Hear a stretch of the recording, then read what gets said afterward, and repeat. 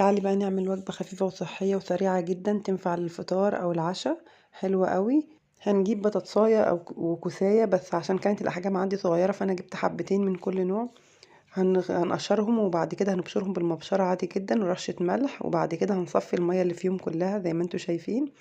هننزل بقى عليهم ببيضة ومعلقة من الدقيق، وممكن كمان تكون نشا او دي اللي متوفر عندك، رشة فلفل اسود ورشة كزبرة. وهنقلب بقى الكلام ده كله مع بعض كويس قوي لحد ما الدقيق يختفي تماما. اهم حاجه ما تضيفيش ملح وانت بتضيفي التوابل، لانك ضفتي الاول على الخضار ملح عشان ما تكونش حادقه منك. تمام كده. عندنا بقى طاسه هندهنها دهنه زيت كويسه كده، وهننزل بقى بالمكونات بتاعتنا اللي احنا عملناها. نفردها كده في الصينيه زي ما انتوا شايفين، وهنغطي عليها عشان تستوي كويس. كمان على ما تاخد اللون من تحت تكون استوت، هنقلبها على الناحيه التانية زي ما انتوا شايفين كده. وبعد كده نقلبها تاني على الناحية الأولانية على نتأكد ان الناحية دي خدت لون.